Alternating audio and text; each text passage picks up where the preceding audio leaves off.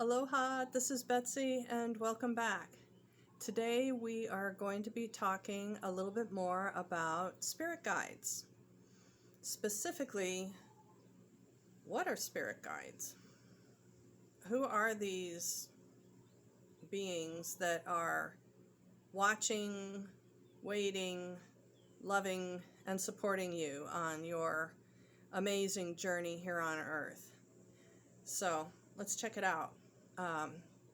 First things first, when I began receiving channeled information, I had a perception that I was communicating with angels, um, former human beings that had lived life or lives on Earth, and spiritual leaders of some sort, either prophets or like Buddha, Jesus, those types of beings that I think Kuan Yin is actually quite well known as being a former human that was passing on to nirvana and chose instead to stay in the fourth dimension to assist human beings on their journey.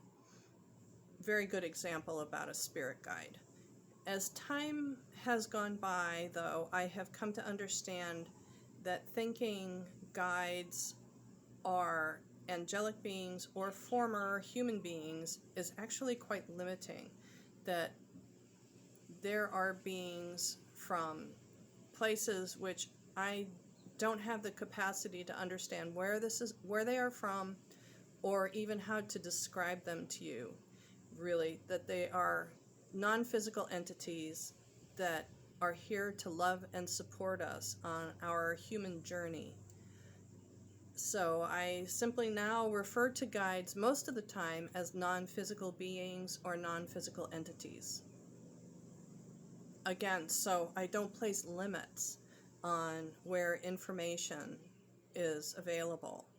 And of course, we always do our grounding and clearing ceremonies before we go into session work with spirits and say our clearing prayer that seals out any type of negativity, any mischief-making energies, and invites in only those that have our highest intention available. So there's never a time when your team is not with you. And there's rarely a time when your team has nothing to say to you. They desire to connect and communicate with us just as much as we want to connect and communicate with them.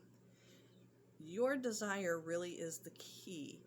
The strength of your intention is what makes this partnership possible.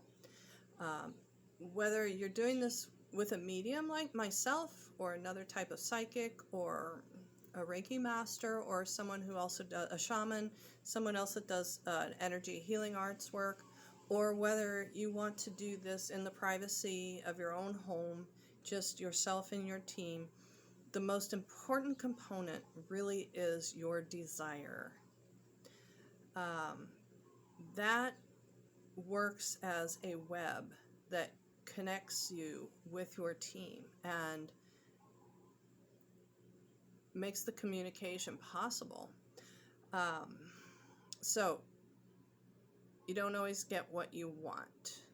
You don't always get messages that you are desiring. There is a spiritual tough love out there. And so be prepared. You may not hear what you want, but your team is going to say to you what you need to hear. And they love to assign homework. So oftentimes I suggest people have a pen and paper close at hand or record sessions so they can refer back to the assigned homework. This following through with this advice, if you're reaching out to your team, especially if you're desiring support in some decision-making process, actually following through with what they advise you to do or suggest that you do is honoring them. it helps to build a bridge between your two worlds. And I describe it as a bridge between heaven and earth. As that bridge strengthens and your communication becomes more believable for you, happening on a more frequent basis, be prepared for your life to transform. The potential is there to go from point A to a really different looking point B. If you choose to ignore the advice given, and I have seen this happen time and time again, your guides may eventually be prompted to step back into the periphery, in the background, still observing, still supporting energetically with you, but no longer offering advice and direct communication with you. That they feel like if they have done their part, and if you're not honoring your partnership with them, then they will step back, weaken the connection, and allow you the space to continue on individually, independently, and test out your choice making, your decision making processes without their influence to see how it goes. Again, I believe that we choose to come into these specific lives, these specific lifetimes, for lessons, reasons involving particular situations, experiences, emotional processes, typically revolving around love and loss. We want to experience these things for ourselves as a way for our souls to evolve and to progress. Where our souls are going, I wish I had that answer. I would love to have that answer, quite honestly. I don't think there's a prize at the end, and I don't believe it's about perfection. I believe it's about a richness, a sense of wholeness, of understanding the emotional experiences that human lifetimes sometimes seem plagued with, but I think we're actually lucky to be here with our full range of human emotions, as ugly as it can be sometimes, like a giant playground of toddlers that need a nap acting out. I think those messy emotions are exactly the reason why we're here, because it is such a broad and rich and deep experience. Your guides experience all of your successes as richly as you do. You guys laugh together, you cry together. It's dreamy, it's frightening, it's trying. However, your team never judges any of your efforts as failures. They're merely seen as the outcomes to the choices that you have made.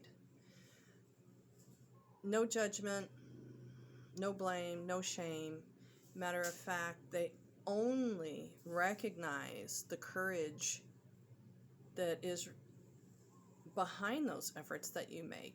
Doing something is an act of courage, no matter if you feel like you've fallen flat on your face or if you feel like you won. So, with that recognition, they are beaming you 10,000 watts of love and appreciation for your willingness to participate with them on these journeys.